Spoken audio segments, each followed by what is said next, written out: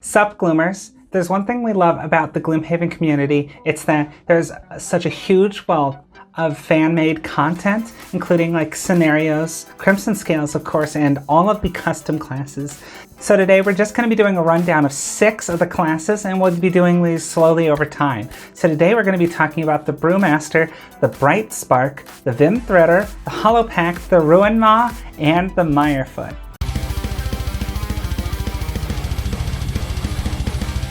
Be sure to subscribe to be kept up to date with all the fun custom content we'll be going over. So you can't really talk about custom classes without going over the OG custom class, the Brewmaster. Designed by Reddit moderator and Frosthaven assistant designer Themris. This is actually one of the first classes I even knew existed that was made by the fan community, and it's been around for such a long time. And despite that, because like a lot of the early classes that we've seen, like shared on Board Game Geek and whatnot, seem to be in like a really archaic state, and that people have come a long way on class design since then. But this is one that even in for an early class is so well designed that it's surprised at how well this has stood compared to other classes, and despite being amazing. And I know we're on like a 2.0 of it, but even the first edition is thoroughly fun and great. So what does the Brewmaster do? The Brewmaster is kind of a tank controller that does a few things, such as being able to mitigate and stagger out incoming damage, as well as kind of shrug it off, and we'll be getting into those exact mechanics shortly, but also has a lot of crowd control in the terms of hard CC, and it's got very strong mobility too. It does in general have lower damage output, but it does have some good AoEs and all these other conditions that really make it into a very strong class. But before we talk about the cards, which we're only going to be going over just a couple from every class, let's go over some key mechanics on what makes the Brewmaster interesting. The Brewmaster has a mechanic called damage suppression. Every time he would suffer damage, he only suffers 1 damage, and all of the rest of it goes up to his suppression points. He can never have more suppression points than his max health, so if he's already at max suppression and takes a hit, he takes the full hit. There's no way to just completely cheese the damage out. However, every time he ends his turn, half of his suppression is lost, and he suffers that in damage. Now, you can't lose a card to stop suppression damage, but you can lose a card to stop incoming damage so you don't get any suppression. If there's a particularly big hit that you're like, I just don't want to deal with this, you can lose it and then you don't even worry about the suppression for that. So you're only taking a couple of hits, just 1 damage, little pings here, and then you get a bunch of rolling damage over time. Now, of course, this doesn't necessarily mean that you're immune to damage, because you're going to have to take all of this eventually. But a lot of the Brewmaster's cards have Shrug Off, which if they have the Shrug Off, if you have any suppression, you lose it equal to that Shrug Off. So there's like a card that says Move and then Shrug Off too. So for a nice bottom half, you get to reposition, good, and then remove 2 of your stagger, good. So that's just one of the great parts about it. So you can take some hits and then still kind of maintain that momentum. You didn't even take the damage up front, and then you never take it over time. Now, it's very unlikely that you'll be able to remove all your stagger or suppression and be able to keep up with it. But the whole point is it's easier to keep yourself aloft and healed if you are taking the damage over several turns instead of just all at once. And then being able to remove some of that suppression as you're playing really makes it a more durable class, despite it not actually having the high health pool progression. There's also a new status effect called Provoke. An enemy who's provoked will perform a move +0, attack +0 instead of anything written on their card. That's the only thing they can do that turn. Now, this is good and bad because sometimes you don't want them to move, but it will overwrite particularly annoying effects. It does not change the initiative, and it does not remove any shuffles though.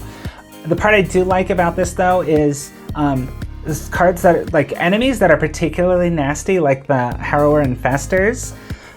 Replacing some of the really annoying ones with just move and attack is sometimes so significant that Provoke conditionally can actually be such a big effect. Also, it's funny when they have really late cards and then they get turned into just a nothing special just because they've been provoked, but then still suffer the late initiative.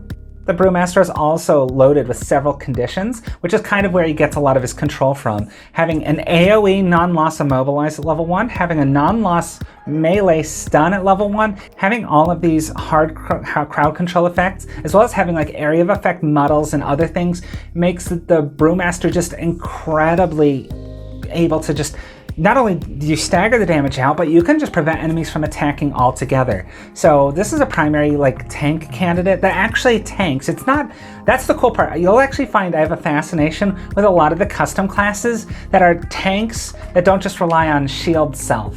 I actually want to take a look at Purifying Elixir because this is one of those cards that I think scales really well. It says you heal 1 and then you remove hack or stagger no more than 4. Now, the cool part is at level 1, it's actually really hard to get stagger above 4 anyway. Well, you actually can't because your health is 8, your max stagger is 4. But it's actually hard to even get your stagger that high because you have to suffer a lot of attacks over a very short period to get it that high. But then over later levels, this card will more reliably be able to shrug off 4. So this is a card that at low levels is just pretty decent, and at later levels, the number gets better. It scales well with level. And even like the X cards are designed really well for this class, because what I really like is X cards that feel like good, but conditionally good. Like being able to not move but shrug off a lot, or being able to shrug off a loss with a giant amount of shrug off. Like all of that is like a really good card, but there's not some scenarios where you want to be not moving or burning a loss just to prevent damage. But there's some scenarios where this is going to be such a giant trade-off. Like even a level 1, this could actually stop so much more damage than other like level 1 healings, but you may not always want it. And also you have the ability to have a huge amount of burst damage, but it's contingent upon you having a bunch of suppressed damage to do it. So you have to take a bunch of hits and strike back really hard. This also gives you the ability to have high burst, which in general the Brewmaster doesn't have for like single target. But having this as a conditional thing that also requires you to play into the class mechanics is great. And the amount of cards that have like, if you have 3 or more staggered, do this, is just really cool. So you end up having to play in a way that the class supports, and I really love that. That's such great class design. So the Brightspark is another really fun class, and it's so great because I remember when BG613 first messaged me about this, and I was like looking at the class. It's got a nice rename, it's gotten a big revamp, and ultimately I really like, and it looks notably different now, and you can clearly see that there's been a lot of thought put into this design, and it's got this full art and fun play style, and it's just great. It's got this hybrid like do anything, almost like a striker-like class that has loads of elemental interactions, and it's fun because you have like cards like Weather Forecast, which in the next 3 turns will say you generate this element, then this element, then this element, then discard. And the cool part is it's this persistent ability that lasts for a few turns, then gets discarded so you can always play it again. And that's just really fun. So not only that, but you will reliably know what elements you'll have on what turn with that card. And there's a lot of that with this class. So you have a lot of these non-loss elemental generators and a lot of these elemental spenders, and you can kind of customize how you want to interact with that. And you can say like, you know what, I don't actually think our party or this scenario or whatever is going to be very conducive to this element, and you can kind of pick and choose where you can like spread out as much as you want, which is something I really like about it. And that kind of versatility is really what makes the Brightspark shine. But here's the thing, it also introduces a new mechanic, these special types of trackers. So sometimes they're like, hey, for the next 6 attacks, gain shield 1.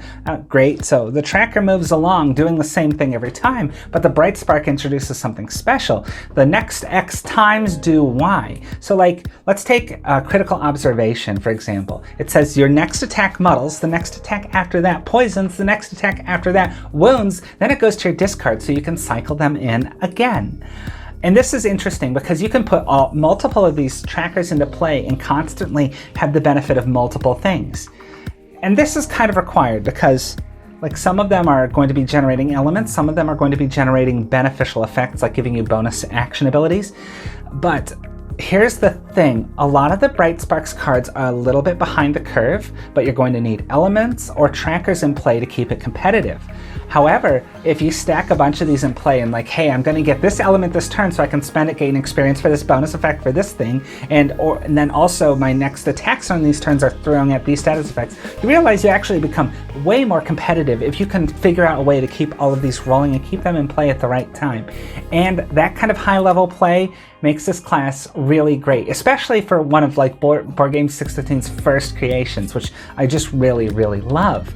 It's competent and fun design, and it can do amazingly in the right circumstances, and that's just really good class design. So then we have the Harrower Vimthreader, and I have a soft spot for Harrowers. They're like, maybe it's because they're like a genderless swarm of bugs, and that sounds pretty great, honestly. I don't know how, you can't really be one of those in real life though, so that's a problem.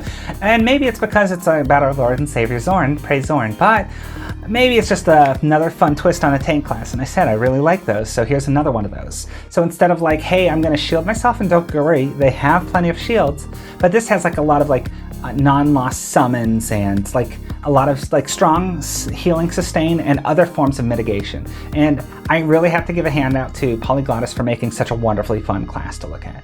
But before we actually get into just looking at a couple of the cards, we're going to talk about Empower and Enfeeble, two things that the Vimthreader introduces. So Empower and Enfeeble introduce like the ability to add rolling modifiers to other people's decks. Now, normally you're like, hey, I take a perk, I add a rolling modifier because I took this one and we're good.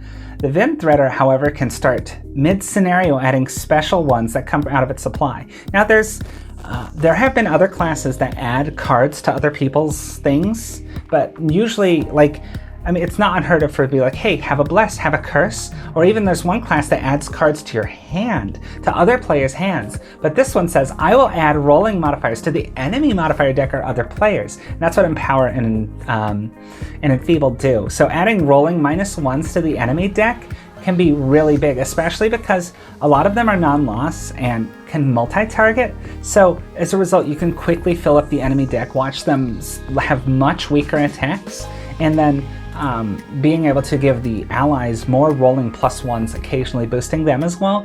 And they're not nearly as valued as like Curse or Bless. So instead of like, there's going to be some turns that this just adds a lot of really good like dead turns because you can just start empowering people, and over the course of the scenario you can just toss in more of these enfeebles into the deck to make the enemy modifier deck much worse. And I just like the mechanically and thematically the idea of, as the Vimthreader keeps going through the dungeon, all the enemies in the dungeon find itself weaker and weaker. Of course, not necessarily stacking all the way, but you can really, really make the final room, if done correctly, much softer if you've stacked the deck with enough of these shuffles. So also, I do like how the Vimthreader has more of these trading off for effects, so like suffering damage to add more targets or adding more enfeebles and so on and so forth. I really like, because a lot of these cards have like, you can do X, but then you can do more if you suffer damage. And you can determine that as the card is played, so this gives you a little bit more of a choice. And I love player agency. Player agency really makes me feel like a class is so much better designed. So saying like, hey, you can do this, but since it's always like suffer damage or some negative effects, and it's something you can heal off and undo, it makes it feel like it's a better option than just like pick option A or pick option B, like some of these road events. So I just think that's incredibly well designed. So if you take a look at cards like Endocrinal Expression, it's a great trade-off. So you can empower 2 dudes or 3 if you just take a bit of damage, which is great between rooms too, because if you're like, well, you know what, there's no enemies to attack, just toss a bunch of rolling pluses into the decks and just wait out until the next door's open, or kick it in yourself if you want. Also, there's another fun, because this class needs to be up and like close and personal. If you look at the bottom half of this, you get to move, which is good. But then also you can toss in potentially 1 or 2 rolling -1s into the enemy modifier deck. But you have to be adjacent to enemies. So this is one of those, you get a little tanky, you've got heals and you've got all these rolling things, but you have to play up close and personal. And that's the kind of thing, because there's some classes that can just toss in curses and crap like that, like, hey, look, I'm doing damage mitigation, tanking, but I'm going to stay real far back. This one has to get up close and personal for those effects. And so positioning is very important, and so is self-healing, because you'll be damaging yourself while also tanking. So it's it's pretty easy to get yourself in like a sticky situation where you realize that some of your options are only going to be resulting in you taking damage for its great effect, and some of them are not going to be really good options. So you have to play it very carefully, and as a result, I'm not sure this is necessarily a good like new player class, but it's still really well designed and a lot of veterans. I love it, and I really think that I haven't really seen as much people talk about this as much as the other classes. So I really think this deserves like more of a spotlight. So hopefully more people try out the Vimthreader. It's really good. Savvas Hollowpact is one I feel like it's been around for a while. I always really like it. It's so cool too. Also, I have a soft spot for Cragheart because it was the first class I played and I just love it. But it's like a Cragheart that's like gone to the dark side. It's like, you know what? I may have had my core shattered, but I'm gonna be evil as hell now. So instead of like embracing the cores within the chest, which have been shattered for elements, he's now embraced the void. So the Hollowpact generates void energy. So there's some like specific abilities, and sometimes it involves damaging himself, or like very specific things like you need to have X within range, and then you can like remove an obstacle or whatever like that, and then you generate void energy. And then on command, some abilities say they have better effect if you can burn 1 or 2 void energy with it. Now the thing is, you don't need to burn this all at once. Like a lot of people like who played the Blink Blade, or you know, for testing it out, realize that you have a limited amount, and you have to pick it every turn, slow or fast, and you have this resource that you have to really commit to. But the Hollowpact, you can accumulate some void and say like, you know, I don't need it now, and then at certain points on command you can use it later. So between that and the Dark Element, great band, you have the ability to have some measure of control when you want to do things. And again, that's player agency, and I will always commend any class design that has that. So it doesn't feel like you need to spend it immediately to be competitive, but you actually do need to generate and use void to actually play effectively. However, it doesn't feel like you must constantly use it. It's like, reminds me of the Mind Thief, where you're like, you have all these fun options. Like, well, you have to basically play the Mind's weakness to be competitive with other classes. So you lose a little bit of fun because you really don't, it's the illusion of choice and you don't really have it. You can try others, it just doesn't seem to pay off as well. The Hollowpact also introduces a new mechanic called Void Sight, where you can look at some cards on the top of your attack modifier deck, put 1 on bottom and the rest on top in any order. The part that makes this cool is you can kind of line up when you really want to do losses as Void Sight, because you can say like, hey, I know for a fact I'm not going to draw a null for this next attack, so on and so forth, and it gives you better prediction on what will and won't happen, and that is incredible. So again, this is another one where if you can resource manage your void and the dark element and figure out how to stack your deck with those correctly timed void sights, you can do quite a lot. Not only that, but he's got this cool like teleports, but all the teleports seem to be involve only interacting with the void. So he'll be like, burn the void, like teleport from behind you, nothing personal, and just like attack you. But it does have a low health pool, and it has a lot of melee. So like a lot of classes with low health pool and melee, you have to be very careful with it. But I'm perfectly okay with that though. So you have to be very deliberate and methodical, just because you have to manage, not only that, there's self-damaging cards, you have a low health pool, and you're getting close to enemies. So be very deliberate when you want to be in melee, but you do have teleports, so if you do get into a sticky situation, you can always burn a void, teleport out. And you have the option to do that even with more than 1 level 1 card. So it's just a fun class, and I really love it. And Descent, you've designed such a great Savvas. Next we have the Ruinmaw, designed by Joshua, more commonly known as Wynitz, as well as the Grand Duke, who we've showcased as Artificer on this channel as well. This is a fun class because it's a melee striker that relies heavily on playing losses. Now, you're like, wait, I remember the Tinkerer, that's a class designed on playing losses, but really the Tinkerer is just a class with a lot of losses, that with a high, hand size.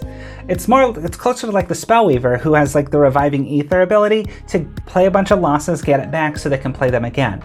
The Ruinmaw has something similar to that, in that there is a reward for playing losses, rather than just the Tinker's, boringness, like congratulations, you have a high hand size.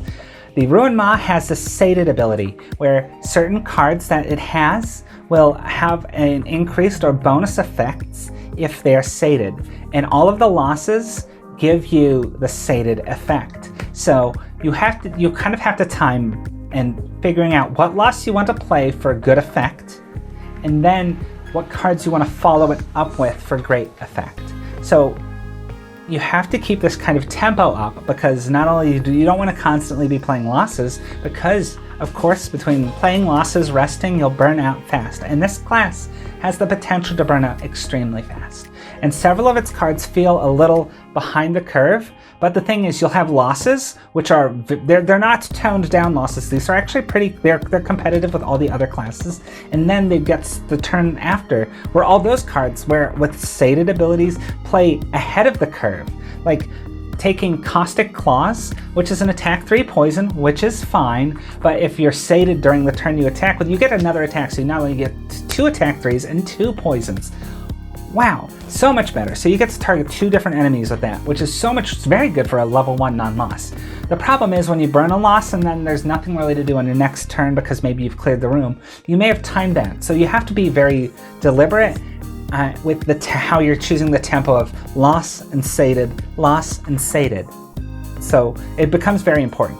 There's a lot of importance to actually playing the losses and then playing cards with sated bonuses after, because a lot of the experience you'll be getting is entirely key to these cards. So if you just kind of play it all willy-nilly, you'll probably also level up slowly too. But if you play your losses correctly and your sated cards correctly, it actually goes ahead of the curve in experience. And I like that design. I don't mind people who design a class saying, if you play this the way it's meant to be designed, you will level up faster. It just makes sense. I was talking about Empower and Enfeeble from the Vimthreader? Well, the Ruinmaw has some cool stuff. Like, he's got a self-heal, but if you're sated when he does his self-heal, he empowers himself twice. Holy crap. So that's the kind of things we're talking about. A self-heal's already fine, but then a self-heal and 2 empowers is very good for a level 1 non-loss. So we're going to give 2 thumbs up to that. That's really good. Also, the Ruinmaw uses a new status effect called Rupture. Whenever a ruptured enemy moves, either of their own volition or is pushed or pulled, they suffer 1 damage. Pretty easy. However, the Ruinmaw has a lot of pushes, and sometimes the enemies will, you push them away, they're ruptured, suffer 1 damage. They have to move back to you, they suffer 1 damage. So sometimes it can pay off better than Wound, but there's some turns where ruptured enemies just won't move and you haven't pushed them, so they suffer none. So it's competitive with Wound in my opinion, but with some good control you can really make Rupture do a lot more. And since the Ruinmaw actually has like push melee attacks, you can kind of play with it really well there. So like I said, a lot of it's about that tempo, like I was talking about Caustic Claws, but also you have other cards that are really cool, like the bottom half of Berserk Barrage is great because like the bottom half already is a non-loss bottom attack. Bottom attacks are great, but you have to be positioned well. Like, the Brute's Spare Dagger, if you're like, hey, I want to attack twice this turn, but there's no adjacent enemies, you're like, well, that sucks. Well, this is effectively the bottom half of Spare Dagger, but if you're sated, you get to move before doing the attack. So you can use the bottom half to move, attack, and then use the top half to do an attack, especially like we talked about earlier, like Caustic Claws. So you could do potentially 3 non-loss attacks in 1 turn with a movement already, just because you were sated instead of normal. Normally, you could either have to move 2 or attack 2, and then only do 1 attack 3 and poison. His turns while sated become so much more powerful. And between that, like the design, the bottom half of Fatal Frenzy, this is just such a really well designed class. Also, it's another one of those classes that has like, bonus monsters, scenarios, items. It's got so much to it, so I really suggest checking it out. A lot of work has gone into it. And then we have the Quatryl Mirefoot. It's a particularly nasty little critter that can slap out some awful status effects. There's another rules card on this one though that says like, hey, it has high level of wounds and poison. So you have cards like Wound 1, Wound 2, Wound 3, shit like that. All regular wounds and poisons count as like Wound 1 and Poison 1 in this regard. So, but it's pretty self-explanatory. So Wound 2 says that whenever the target starts their turn, they suffer 2 damage instead. And stuff isn't cumulative, so if the target has Wound 2 and you put Wound 1 on them, they're still just Wound 2. Nothing changes. However, you can quickly realize that stacking some of these above 1 values of poison and wound means enemies will fall very quickly, even with the smallest of attacks. And that's the great part. This class has lots and lots of attacks, but a lot of them are very low attack value. And I think some people are going to be like taken aback by this, like, oh, this class is weak. It doesn't necessarily look super strong on paper, but that's not how it's supposed to play. Like Lashing Vines, for example, says it's a non-loss, attack 0, attack 0, attack 0. Now most people go like, oh, that sucks. But there's also a level 1 card that poison 2s an enemy, so if you poison 2 on them, that becomes attack 2, attack 2, attack 2. That's super strong. So don't take all the attack values at face value, because you have so many ways of like, there's one card that's literally just, hey, it's an attack 0 at level 1 but wound 2. So it doesn't matter, as long as they survive for 2 turns. That's like 4 suffer damage, that'll kill flame demons really fast. So this class can be particularly nasty even with the low attack values. And not only that, but there's a fun terrain interaction with the Mirefoot. So it's got the ability to like interact with hazardous terrain, like you can remove it or add more hazardous terrain, or like drop summons in, like non-loss summons into hazardous terrain, like the bottom of Lashing Vines. So being able to just interact with all these thorny, spiky stuff kind of gives it a more thematic feel, and also being able to dish out particularly nasty effects. Not only that, but if you have a summon in play and you've dropped poison, like a higher level poison on an enemy, plus you have multiple allies, poison 2 actually adds up to so much, like between a group, especially if you're playing in 4-player, or just watch enemies just die. And this is such a powerful class. The problem is you have to actually coordinate with it, so you can't just like try to poison or hit enemies like last hitting. You have to prepare them to like hit them when they're fresh, like at full health kind of thing, so the other people can spend less actions trying to, you know, kill and finish them off, because they'll die faster if you can. So it does require a bit of coordination and communication, which I love, because that's one part that I love about Gloomhaven, is there is a lot that goes into this coordination communication. It's why you don't actually see me playing like Gloomhaven single player that much, because like you can just, if you use the right classes and stuff, you can do +4 with like a shit ton of extra monsters and reliably go through those like randomly generated like dungeons. It's not bad, but what really takes it is people with different mindsets, people with different levels of proficiency and communication. And the Mirefoot really prides it. I'm thoroughly enthused at this, because just being able to say like, hey, I need to put this terrain here because I need to set this up. Hey, I'm gonna poison that enemy, but I need to go before you, so we like you guys, so we can actually have the best effect. Just being able to communicate, the Mirefoot plays so much better if you're willing to do that. Now, you don't necessarily need to always be communicating all the time, but I guarantee you'll have a much better experience if you do. And I love the cards that synergize well. Like Volatile Tonic says like, hey, you do a weak attack on the enemy. Great. But if the enemy's poisoned, you wound them too. And if they're wounded, you poison them too. So if you've only dropped one status effect on the enemy, you can put the other one pretty reliably with this. And I love that kind of interaction too. Additionally, applying status effects is kind of how the class ends up getting a lot of his experience. So you have to be able to put this on enemies that aren't just going to immediately die, and then say, hey, did you survive the attack? Which they probably did. Here, have a status effect, and I get experience. So between that, a little bit of healing, and a lot of this control from hazardous terrain, Mirefoot is really a fun, it's an interesting class, especially for Gloomhaven veterans who know how to screw with the monster AI, and it's also got a fun solo scenario too. I highly advise like adding this to your campaign with a personal quest and all the other fun stuff, because this is such a great class. And that's it. If you consider liking some of these classes, Crimson Scales actually uses a lot of the custom classes, including a few of Board Game 613's own classes that he's made. So check out Crimson Scales. I'm putting a link to that and all these custom classes in the description below. If you want to play them in Tabletop Sim, you can actually get mods to actually add these to your mod. If you use Tabletop Enhanced, it's very easy to add any of these in. It's fantastic. So be sure to check the description if you want to play one of these. Also, you can print these out and play them if you actually have the ability to do that. It's pretty easy, and you can actually print some of these online. Like they have links to where you can get these from a store and just say, hey, get this from me, and pay some money, and they'll literally just ship you the stuff to your house. It's great. So this is a huge thanks to the Custom Content Guilds. You guys do so much for the community. You deserve a hug, or I don't know, a virtual pat on the back, because we should be social distancing, and probably not by the Mirefoot though. He'll probably poison you if you pat him on the back. But a huge thank to all of you guys. A huge thanks to our patrons. Thank you for keeping our channel alive. You're amazing. You just really do. It really does mean a lot to us. And a huge thanks to all of you for watching.